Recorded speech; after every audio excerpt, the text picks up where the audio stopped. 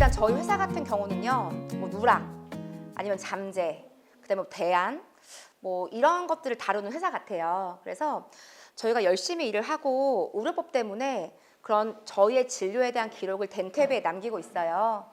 그래서 원장님이 열심히 진료하시는 그런 묶음처치라든지 이런 걸 갖고 이제 보험에 관련된 누락을 잡기도 하고, 그 다음에 환자군 한 20여 가지의 환자군들을 분류를 시켜서 잠재 고객을 발굴시켜서 지금 현재 사실 마케팅 쪽으로 이게 신안을 창출하는데 사실 굉장히 어려움이 있어서 새로운 제2의 마케팅을 좀 대안을 드릴 수 있는 그런 프로그램에 대해서 제작을 하는 회사가 덴탈비서라는 회사입니다.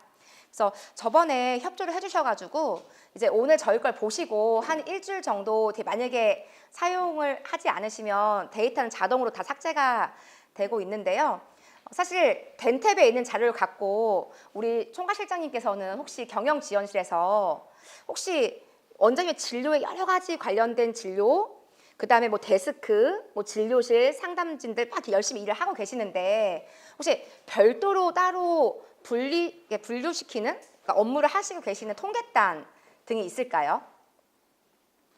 많이 있으시겠죠? 병원에. 네, 혹시 원장님 뭐 상담 쪽 파트에서는 원장님께서 가장 좀 집중하시는 뭐 통계라든지 이런 건 어떤 것들이 있을까요, 원장님? 네, 동의율. 네, 그래서 뭐 동의율 같은 경우 원장님 뭐 진단 금액 대비 뭐 결정률이라든지 아니면 인당에 대한 뭐 비급여 동의율 여러 가지들이 있는데 한번 저희 회사에서 사실 한 150개 치과 원장님들에 대한 어떤 이런 경영에 대한 수치 등을 찾아다니면서 한 4가지 분류, 상담 쪽, 그 다음에 진료 쪽, 예약 쪽, 보험 쪽 이렇게 4가지 분류를 통해서 지금 아무것도 하지 않고 현재 덴탭의 데이터를 갖고 우리가 지금 현재 어떤 상태인지 사실 지금 제가 보여드리는 수치가 우리 병원과 잘 맞지 않을 수는 있지만 많은 제가 전국을 다니면서 원장님들이 많이 고민하시고 알고 싶어하는 통계단으로 일단 우리 병원에 대한 지표와 우리 병원과 비슷한 규모의 병원들이 어떻게 또 수치가 변화가 있는지 한번 같이 비교를 해드려 보겠습니다. 사실 지금 좀 보시면요. 한 14가지 정도의 지표를 갖고 오늘 좀 브리핑을 드릴 거예요. 그래서 사실 원장님 예약이 굉장히 잘 되고 있는 병원이거든요. 예약된 환자분들 저 되게 놀랐어요. 뭐냐면 거의 예약 이행률 자체가 되게 높은 병원이에요.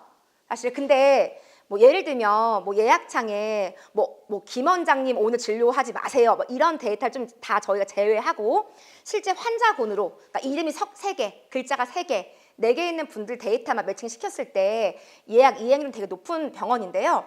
지금 보니까 예약된 환자 말고 워킹 신안이라든지 당일 막 그냥 바로 전화하시고 오시는 환자분들의 비율은 13% 정도, 우리가 100명 보면 한 13명이 그냥 예약 없이 오시는 분들이에요. 근데 사실 원장님 이 당일 워킹 같은 경우는 낮게 하려는 병원도 있고 라든지 뭐 대형 막 서울 쪽인 치과는 무조건 데스크한테 오더하는 게 그냥 막 오게 하고 당일날 무조건 대기가 있더라도 바로바로 신안 예상 환자에 대해서는 당일 환자 비율을 되게 높게 올리는 거를 KP화 시키는 병원들도 있습니다.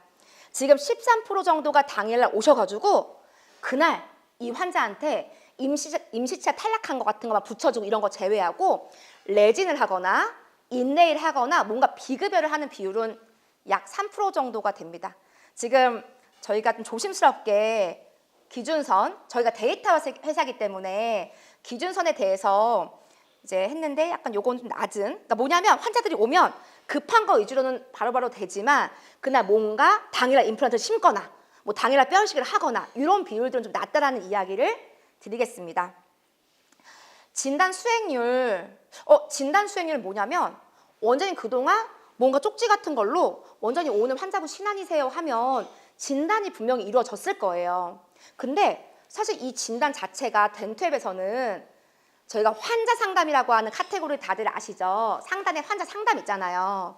그러니까 PI 말고 치료 계획 말고 환자에 대한 진단 금액, 결정 금액을 입력하는 것들을 몇 프로 정도 입력하는 비율을 저희가 한번 나타내 본 건데요. 예를 들어서 신안이 100명이라고 하면 원장님 사실 신안이 막 이럴 수 있어요. 저 오늘 원장님 스케일링만 할게요.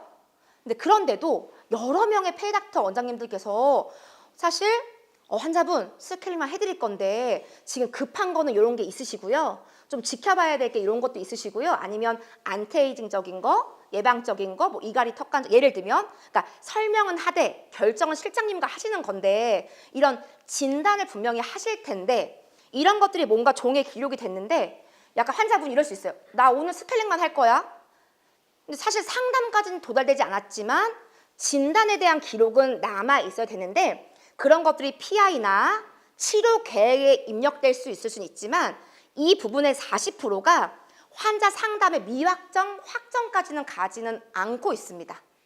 네, 진단 수행률, 그러니까 시간이 100명 왔는데 환자 상담 들어가서 혹시 동의된 것만 올리고 있지는 않은지 아니면 거기서 미확정과 확정 다 올리긴 올리는데 신안이 100명인데 약 60명만 이런 것들이 입력이 돼 있다라는 부분을 그러니까 약간 PI나 치료 계획 같은 걸로 입력이 돼 있을 수는 있는데 덴트앱의 상담 데이터는 환자 상담이라는 그 부분으로 데이터화하기 때문에 다소 조금 오해는 하지 마세요, 선생님들. 그래서 진단 수행률은 56%로 확인이 되었습니다. 추가 진단 성공률 실장님, 여기 실장님들 오셨는데 자, 저희가 지금 신안수가 약 200명가량밖에 안 돼요. 근데 갑자기 이게 180명, 160명대로 떨어지는 거예요. 그럼 우리 사실 어떻게 해야지 매출을 유지할 수 있을까라는 질문을 던지겠습니다. 그러면 뭔가 오래된 환자분들, 정기검진 환자분들이 오시는데 이분들한테 구안을 다시금 구신안으로 만드는 전략이 내부적으로 필요할 것 같아요. 그래서 내부적으로 경영회의를 하실 때 신안이 자꾸만 조금씩 줄어드니까 우리가 뭐 DB 마케팅을 열심히 할 수도 있겠지만 내부적인 환자분들을 발굴하는 전략을 세우자고 할 때 우리 덴탈 비서에 추가 진단을 해야 될 환자분 대상자들을 요청하자라고 대화가 될 수 있을 것 같아요. 그래서 정기검진 대상자라든지 정기검진 대상자들은 진료가 엔딩되고 6, 7개월 만에 오시는 분들 그리고 희한하게 계속 우리 치과에 오시는데 환자 상담의 치료 계획을 한 번도 입력하지 않았던 환자분들 그리고 진단 금액은 100만 원이 나왔는데 결정 금액이 40만 원밖에 안 된 부분 동의 대상자들을 추출했어요.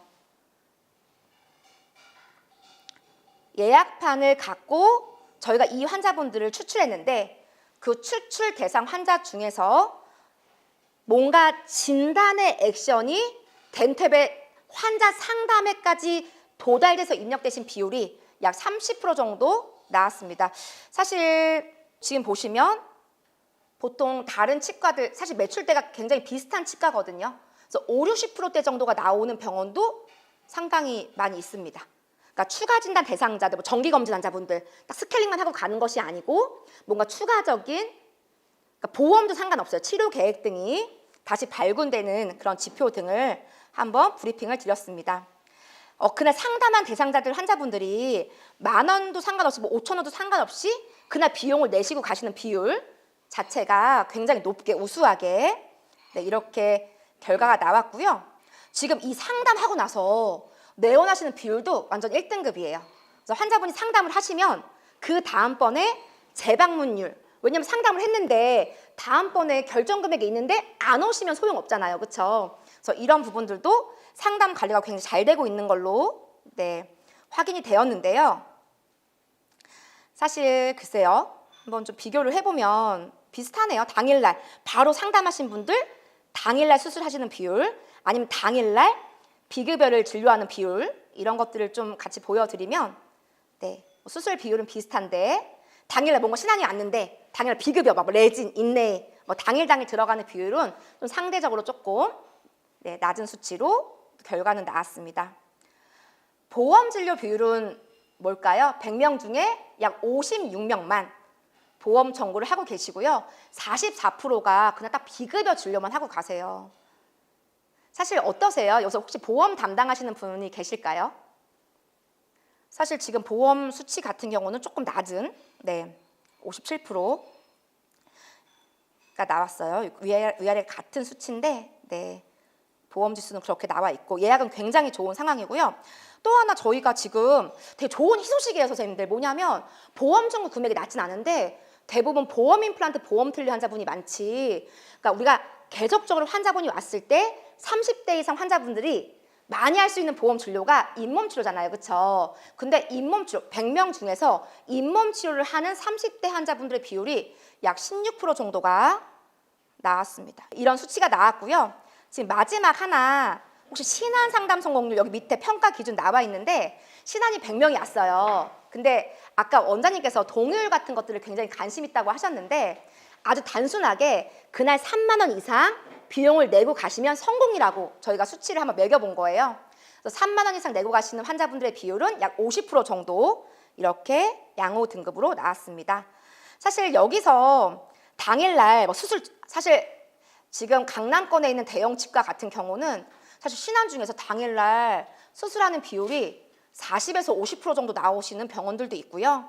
당일날 비급여 진료 비율 같은 경우도 60, 70%대를 목표를 잡고 진료팀과 하나하나의 수치를 올라가도록 하게 하는 저희가 KPI 설정, 그다음에 어떻게 변화가 되고 있는지에 대해서 안내 드릴 수 있는 이런 경영 툴을 갖고 있는 회사입니다.